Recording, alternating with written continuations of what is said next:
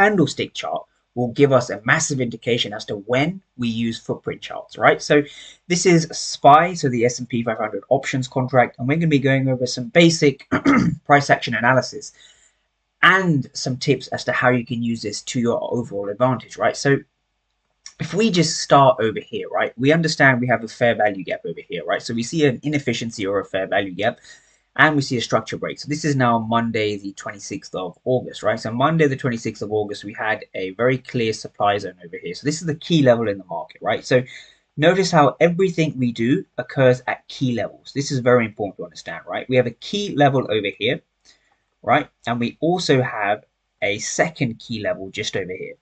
So this is kind of our supply chain, right? This is a bit of a supply chain forming. We see supply taking control of demand at these levels, right? So if I just replay price, we're going to be going over the price action of 30th of August 2024.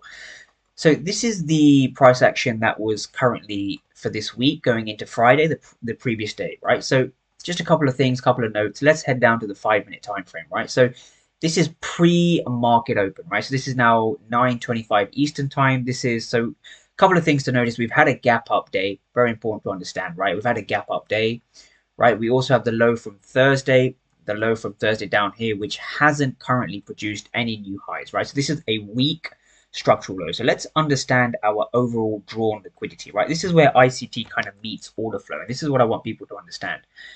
This is our DOL, or our draw of liquidity. And the reason why is because it is the low of the day. It is a major liquidity pool. So now let's head down to the 1-minute time frame. So this is the S&P 500 options. This is our key level. This is our supply zone, right? So if I continue to play price on, what we're looking for is for price to come into our key level. So now we see price come into our key level. So when price comes into our key level, we are now looking at the order flow, right? So the order flow here on the footprint charts. So let's analyze now the footprint charts to see the data that we have in front